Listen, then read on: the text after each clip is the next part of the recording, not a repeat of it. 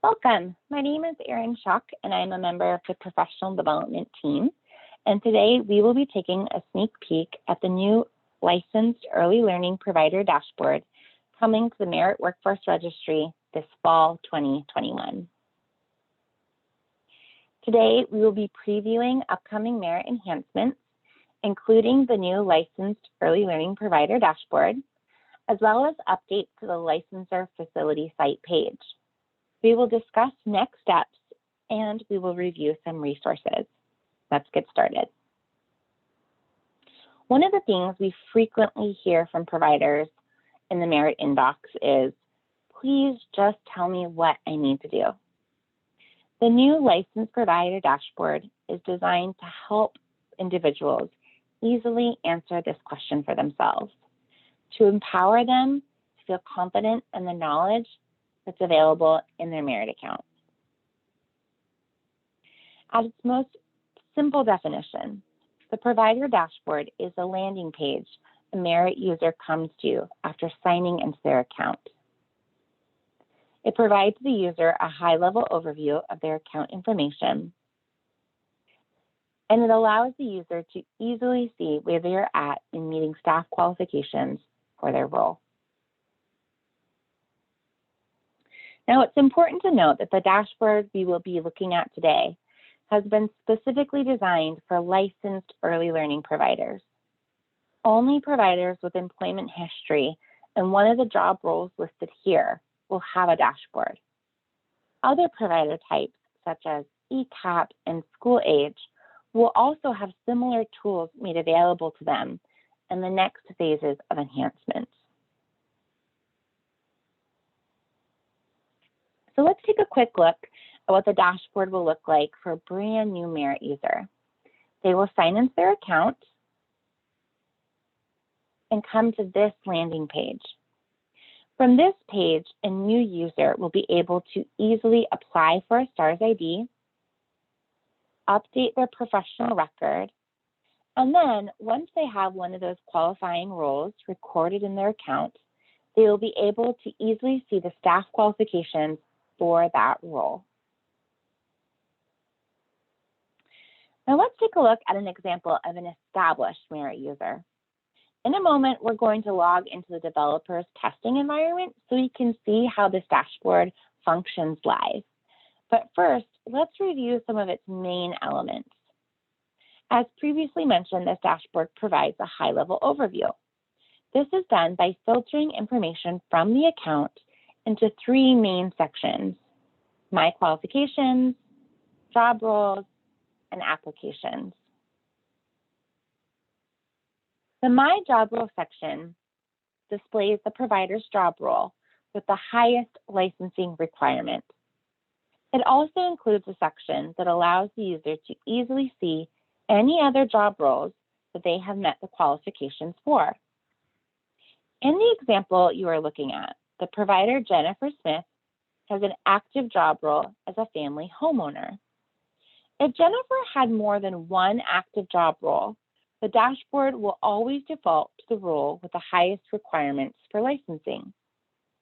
If something is missing or incorrect, she can use the Click Here link to be taken to her professional record, where she can then add or end date employment information.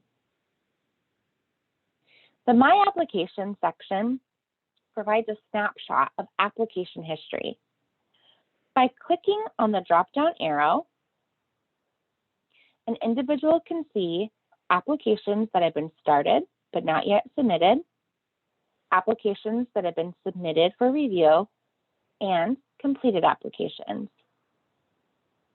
Now let's begin our review of the My Qualifications section. As you can see, the My Qualifications section of the provider's dashboard includes a list of qualifications needed for each specific role.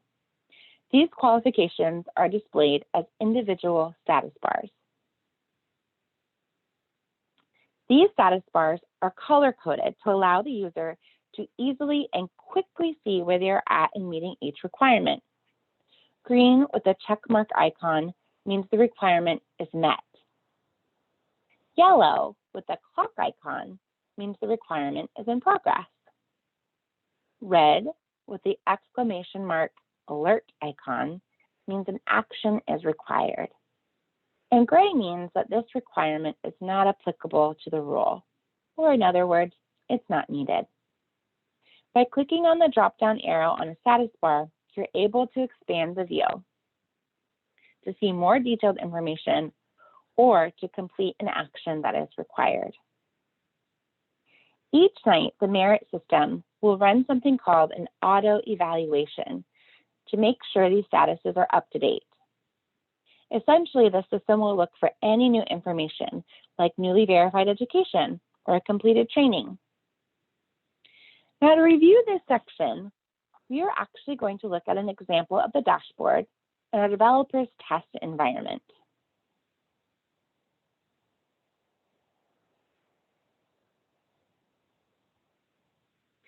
In this example, we're looking at Anthony Alvarez. Anthony is a center director, an assistant center director, excuse me. You can see his role listed here next to the My Qualifications, as well as in the job role section. If Anthony was eligible to work in any other job role based on the information that he had recorded in his account, that would be listed here. There's a little icon that you can click for more information that will alert the user that hiring requirements are based off of a licensing capacity of 12 children. That's especially important to know for center directors, assistant directors, and program supervisors. There's also a note that Anthony may need additional training if he's going to work in a program that serves infants or if he handles food. Let's take a peek at these status bars. So Anthony has met his age requirement. It's green, and it has the date that he met it here. For his role as a center assistant director, Anthony needs 2 years of experience in a qualifying job role, recorded in his merit employment history. If Anthony wants to know what job roles qualify, he can click the link here, and a list will pop up. If Anthony does not meet his experience yet, he can click on the link here, and he'll have an option to select how he plans on meeting it. For instance, maybe he does actually have 2 years of experience, or he has a plan in place with his employer and it's in his staff file, or he doesn't have a plan and he doesn't have 2 years of experience. He can make a selection and it will save. At any point in time, this selection can be changed. As a center assistant director, for Anthony's hiring requirement, he must have 45 ECE credits.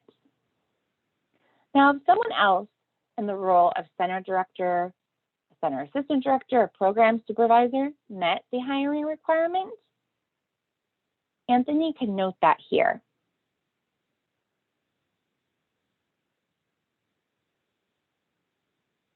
Again, this can be edited or changed by a merit admin. For pre-service requirements, all pre-service requirements are listed. If the requirement is not met, it'll be listed in red. If it's been completed, it will include the date of completion. This allows the user to easily and quickly see where they need to be focusing their attention on what they need to have recorded in merit.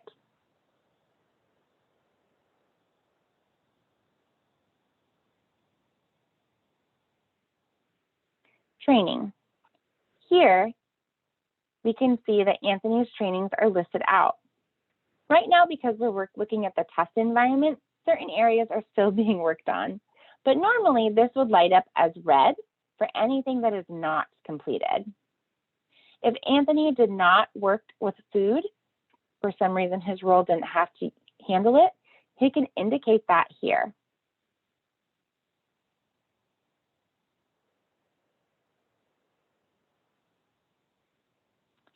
For the job role education, it'll list what education is required for Anthony's role. So for a center assistant director, that would be the Washington State Stackable Certificate or an equivalent.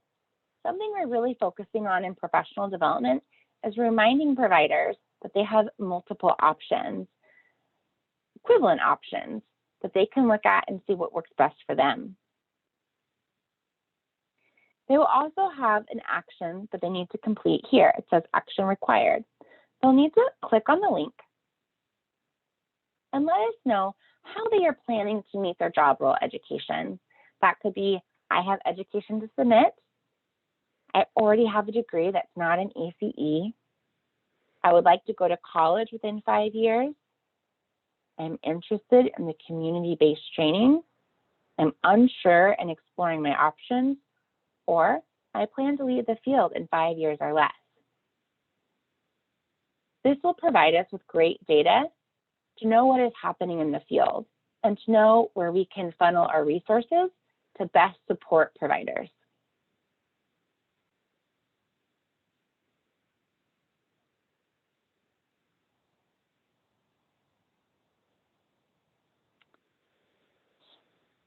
Now that concludes our review of the My Qualification section of the provider dashboard. Now let's take a look at the updates you can expect for the licensor facility site details page. Something we frequently hear from both licensors and providers is that it can be a challenge when the licensor view looks different from a provider view. To address this issue, the licensor facility site details page is being updated with a new feature that allows the licensor to preview an individual's dashboard. By clicking on the link, a read-only box will appear, displaying the individual status bars. I'm going to show you an example, again, in our developer's test environment. To do this, I am going to sign in as Mira admin.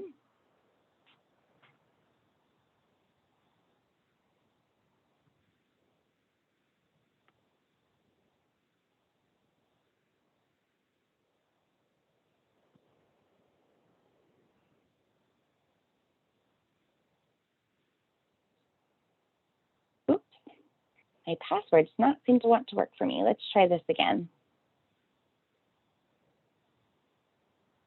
There we go. We're going to go to the Licensor tab.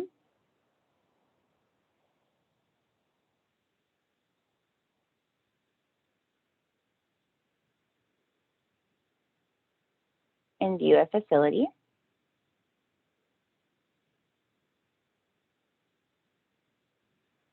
Here you can see we have a column labeled Dashboard. We can click on the read-only link and a box will appear. Since this is read-only, we won't be able to make any selections on the provider's behalf, but we can get a sense and see what it is that they're seeing when they log into their account.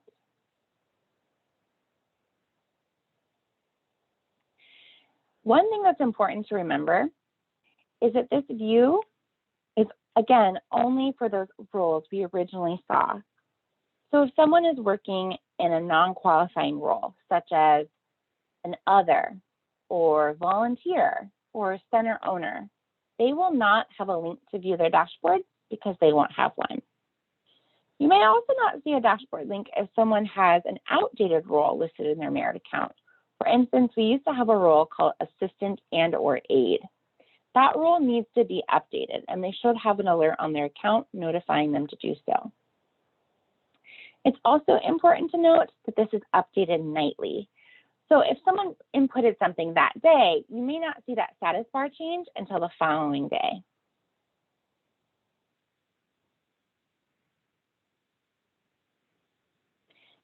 Now for this web page, it's important to note that this is only the first phase of enhancements. You can expect additional updates in the next phases of a Merit enhancement, such as updating column titles, updating the data that's included in each column, consolidating information, and adding filters. Our goal is to make this page as simple and streamlined as possible.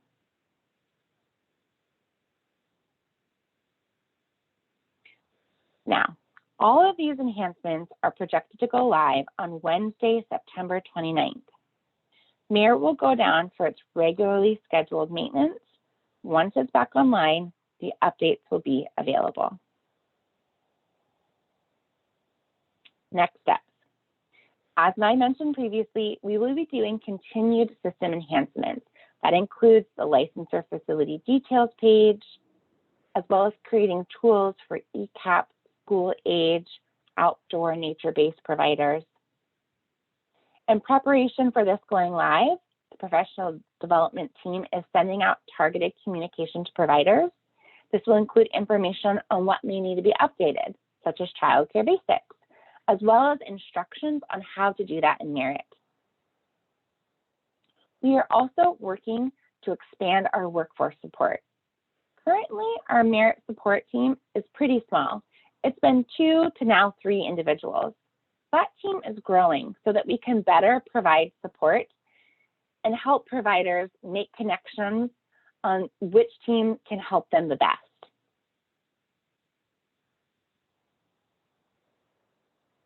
A couple of resources we want to highlight include our Merit Workforce Registry webpage. You see an example of it on your screen. This webpage is a great tool for providers because it gives simple instructions on how to do most things in Merit. That includes changing a name or date of birth, what's required, how to do a portable background check, how to submit an education application. We also recently updated our qualifications and role requirement webpage. This webpage allows you to look at the role requirements for each role. It also provides information on education and equivalent options, as well as training with equivalent options for things like childcare basics or equal.